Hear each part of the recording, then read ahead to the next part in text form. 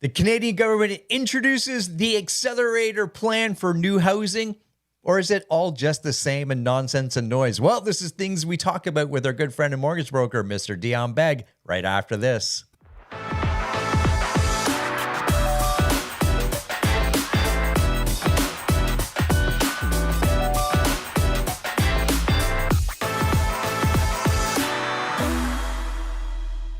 Chord, check. Good. Here we are, my friends, with our favorite mortgage broker in all the land, Mr. Dion Begg. How are you, my man? Hey, Gary. Well, had a birthday, so I'm feeling a year older, and I'm feeling every year of it. Well, that's good. Anytime we're above ground, that's always a good thing. That's a good thing. Speaking of above ground or above craziness, I feel like every time we shoot a video, the following day, something hits the fan and the news cycle is going wild. Last Tuesday, so we're shooting this on November 27th. Yeah. And then previously in the last week, we had the Canadian government with a big announcement or a number of announcements come out with a whole bunch of stuff that affects every homeowner and future homeowner in Canada. Let's talk about that. You bet. It was an action-packed week in the government and therefore in real estate, because a lot of their meetings around their fiscal plans, centered around mortgages, housing supply. So a lot of interesting stuff. I think we should start by talking about this new, as they're calling it, Canadian Mortgage Charter. Sounds fancy. Yes, sounds very fancy.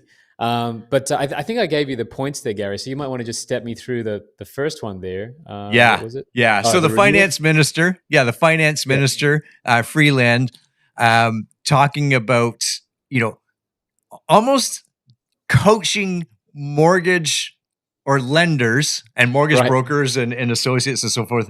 I don't want to say how to do their job, but how to do the job that they're already doing. Right. Yeah. So the renewals component is probably one of the funniest ones. So basically the government is saying that mortgage lenders should be reaching out to their borrowers 6 months in advance and talking to them about renewing and potentially early renewing and how they're going to manage jumping from their existing rate into a higher rate. Right. And the funny thing is, before this announcement, I can tell you that every lender in this country is already doing that. Right.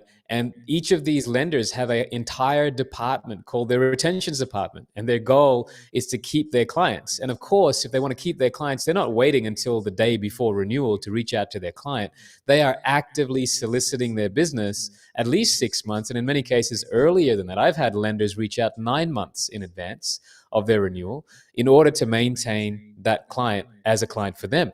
And what they're saying is, as at that time, they should be talking about offering to their client an early renewal. But the weird thing around that, Gary, is that who in their right mind would say, yes, I would love the new rate of 6% when my current rate is 3%, right? Yeah. So it's kind of madness. But, and again, when I watched this, what do they call it? Press conference.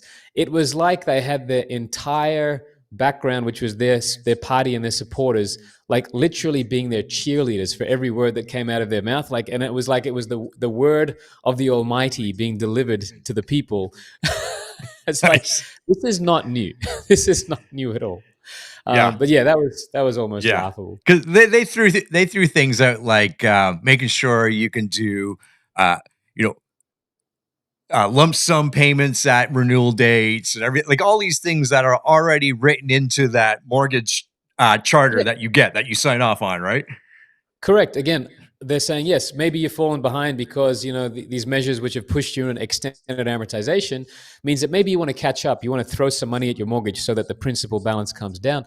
Again, guys, all of you listening who have a mortgage, at the end of your mortgage agreement, you are a free agent, meaning that you're not bound to just a minor prepayment. You can prepay as much as you want and at that time you just say to your lender, look, I want to drop 200 grand on my mortgage before we renew. This is fully allowable already. So again, nothing new, but you should have heard the crowd cheer when she mentioned that one. Again, and I know it's funny. We should probably provide some clarity on it. This has nothing to do with while you're in a mortgage term For instance, say it's a 3-5 year, doesn't matter. And during every year, you typically have up to a percentage point of that principal Yeah, amount maybe that you're 10 or allowed to 20%. prepay or pay down. This has nothing to do with that, That's right? right. This Yeah. means you're at the end of your agreement, at which point, like I said, you're a free agent and you say to your lender, okay, I'm going to drop some money on this. It's my choice. Do you still want me as a client of yours after I reduce the balance? They're always going to say yes. So Mhm. there's no loss. And there's nothing new here, really. Yeah. Yeah. Okay. The other weird part, or kind of just rubs people the wrong way in a sense, is the no stress test on renewals, which sounds like a great thing. Give us some Correct. clarity around what that Yeah. is. So there's a big condition there. So Yeah. no stress test on renewals, big asterisk, which is if you have an insured mortgage. Okay. Mm. So let me give you an example. We had two people buy a house last year, and they each took a 1 year fixed rate, for example. Person one only put 5% down, 25 grand. They got a CMHC mortgage insured. Sorry, they got a mortgage with CMHC insurance. Okay.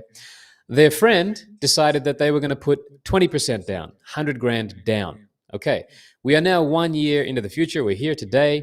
And the first person who put just their 5% down can renew or go to a different lender and not be exposed to the stress test, which is somewhere around 8% today. Whereas the person who had the wherewithal to save 20% down is exposed to the stress test if they want to move lenders. So where's the fairness there? Yeah. Right? I would say that I'd be pretty pissed if I was that second person right now, right? Yeah. Trying to shop my mortgage, knowing that the person who didn't save their butts off to put their 20% down gets a better deal on renewal, right? Yeah. That's unfair in my mind. Yeah. Yeah. It's all what government or elected officials are great at is using words and phrases, right? What we need to do and what we're doing here is kind of peeling that onion away. And not to say we're looking at all the details, but there's some big pieces of the puzzle that need to be answered for your majority of homeowners here in Canada. Okay, moving on. Yep. We talked Sure. about this a couple of weeks ago. I don't know if it Yep. was the last week or the week before, but the crackdown on short-term rentals. I know the mortgage industry was talking about it to the government, and Right. lo and behold, the government has come out and said, right, exactly that. That they're going to be targeting Airbnb type of rentals in areas that are not zoned for that type of rental. So they're already doing this, no doubt. But basically, what they're announcing is if you have an Airbnb that is in a location that is not zoned for that, you now have a target on your back. The reason behind this is they want that property to be on the long-term rental market to provide housing for regular long-term Canadian tenants, right? And I think that does make sense. I think that there's a bunch of people out there who, again, all they've done is go where the market has told them to go, right? You're going to make yeah, more money there. So why wouldn't you not go there, right? But now if there's a very big disincentive and or penalties for you to operate that in an area that's not zoned for that, then that may have people rethink. And like I said earlier in an earlier podcast, when you buy, you should always anticipate government rule changes that would push your short-term rental to long-term, and make sure you run your numbers and make sure that it's sustainable under regular long-term rental. yeah, yeah. And that's gonna push obviously a lot of, I'm thinking some of those downtown cores, like in Toronto, obviously, where you and I work in the most in a sense, or Toronto area. That's gonna push a lot of units onto the market. Yeah, So and that also may make them less profitable for those long-term investors, and therefore mhm. they may be coming to market for Yeah. sale. Yeah. Yeah. What we should do, maybe next, we'll set this up for next week. I hosted our monthly brokerage. We at our brokers, we have a monthly meeting and we talk Yep. about all different things that's going on in the market. And I do a market update. And we should talk about, Dion, this year, 2023, will be the lowest number of sales on the Toronto Real Estate Board that we've had in decades. So I know that average is somewhere around 100,000. Okay, we'll be lucky to get 65 to 67,000 solds. Wow. So 35% drop. Yeah. Now, and we'll talk about this in a couple of weeks or next week. Okay. A great number every year very sustainable, great for the financial markets, great for the local areas. Is about 85,000 sales. That means prices aren't shooting up. Okay. Everyone's just happy there. Got it. And the interesting thing is every year where we've had a huge decline, like 2008, 2017, what Yep. happens the next year? So I that's bet it that. done. We'll leave that. We'll leave that as a Okay. little drop. That's the All right. interesting piece. Okay, so moving on. Moving on. Yep. Government's also said, incentivizing the new housing supply, so generating funds to help you, as you mentioned off camera, the Madamies of the world. Talk to us just briefly about what they're doing there. Yeah, so basically the government have an existing what they call Housing Accelerator Fund, which was funded with $4 billion of federal money. Uh, and the purpose behind this money is to cut the red tape and go from application for development to actual shovels in ground faster, right? And I don't think anybody in the world will complain about that, right? Less government bureaucracy, Mm, as long as all safety measures, environmental measures are kept in standards, right? So that's a great thing. So they've added an extra, 25% to their existing $4 billion now. That's at $5 billion. So that's a good thing. And they're basically targeting. I see here 9 cities, and I saw offline there cities like London and Vaughan and others who are benefiting from this, so that they can actually get thousands of homes built, which will then be available for sale to the Canadian public faster. And the question there is it going to be cheaper? I don't necessarily think so, Gary. It's just going to be sent to the market faster, right? More yeah. supply. And we need that, right? Now, but they're talking about helping these municipalities get about 100,000 extra housing units to the market over the next 5 years. So it's about 20,000 a year. And again, you and I have looked at the CMHC numbers, which have said we need an extra 500,000 housing units a year every year, between now and 2030, then over the next 7 years. And we've only ever been building at a rate of around 250,000. So we're building at 250. We need an exact another 250 on top of that. And all this is going to be doing is adding about an extra 20,000 per year. So it's a drop in the bucket, but I'm not one to cast doubt on the fact that we're moving in the right direction. Yeah. But my question is, what else could be done? Let's continue what the government's doing here and figure out what else can be done to accelerate this even more. Yeah, yeah, and in fact, that's exactly what they're calling it. The 4 billion. I got it written right here. The 4 billion Housing Accelerator Fund. Yes, So yeah, it's and now right it's there in 5 the name. billion. So let's accelerate. Right? Let's accelerate. Exactly, exactly. Yeah, So yeah, look, it's yeah. a step in the right direction, but it feels like a baby step. But Right. let's not criticize it too much. Let's just hope that there's more behind it. Yeah, we're going to do this real fast here. I'm not going to go through it, but if you wanted to read what the government's doing, and I'll drop it in the show notes, here's the actual budget.canada.ca website. And this talks about what Dean and I are talking about in specific here, but this gives you all the information, and we'll drop that in the link. But don't, what do I want to say here? Read it, digest it, and know that it is a drop or a step in the right direction. I like Dion's question. What else can we be doing? Right. Okay. So one of the neat things here that you brought to my attention, we all have like the first time home buyers, like the RSP fund and things like that. And there's different perks that first time home buyers get. But something the government launched not too long ago is the tax-free. I gotta read it because I'll always say it wrong. Tax-free first home savings account. There's actually some pretty good things coming out of this. Yeah, so this was introduced earlier this year, okay? And before I explain this, let me explain the 2 vehicles that people were using prior to this, okay? One was the RRSP. So as many of you listening probably already know, you can actually access your retirement savings plan in order to, access the funds for down payment on a property, on your first home in most cases. That the number there is $35,000. So if you're listening today, you've got 35 grand in your RRSP, then you can access that and use it as down payment on a property. As you probably know, when you make a contribution to your RRSP, and let's keep it simple. Let's say you make 100 grand a year and you contribute $10,000 to your RRSP that year, then you get a $10,000 tax deduction. That means you don't pay income tax on 100 grand, you pay income tax on 90,000. And by depositing that 10 grand into your RRSP, you might be lucky enough to receive a tax rebate at tax time of maybe $4,000 or $5,000. Okay, something in that range. So that's the RRSP. There's a tax deduction benefit there. On the other side, there's a vehicle called the TFSA, the tax-free savings account. So this here is, let's just say you've got some money in your regular savings account, and if you were to earn interest on it, let's just say you earned 5% interest, well, unfortunately, some of that is going to be taxed.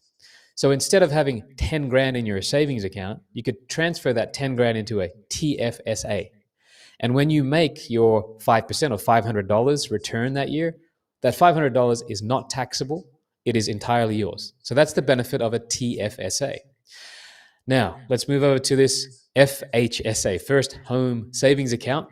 Long story short, it combines the benefit of these two previous vehicles into one.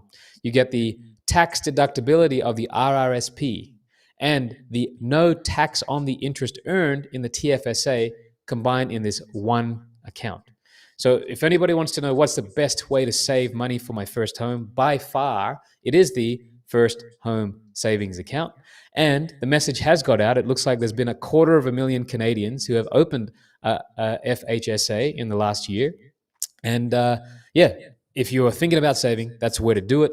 The maximum contribution per year is $8,000 to a maximum of $40,000 lifetime. So if you've got money parked in a checking or a savings account, it may be time to move that money into a FHSA. And if you want direction on how to do that and where to do that, feel free to reach out and we'll tell you where our clients are putting their money. Yeah, that's good. I know I looked at it from just the tax-free savings account or that investment account. From my experience or my knowledge tells me that you have to be a minimum age of 18. Because I was thinking of doing this for my kids as they, Smart. But you can. There's different ways to do it, but I'd say as soon as you turn 18 or you have children in and around that age, get them to open it, even like the smallest number, put it in there because, compounded over time, that turns into something.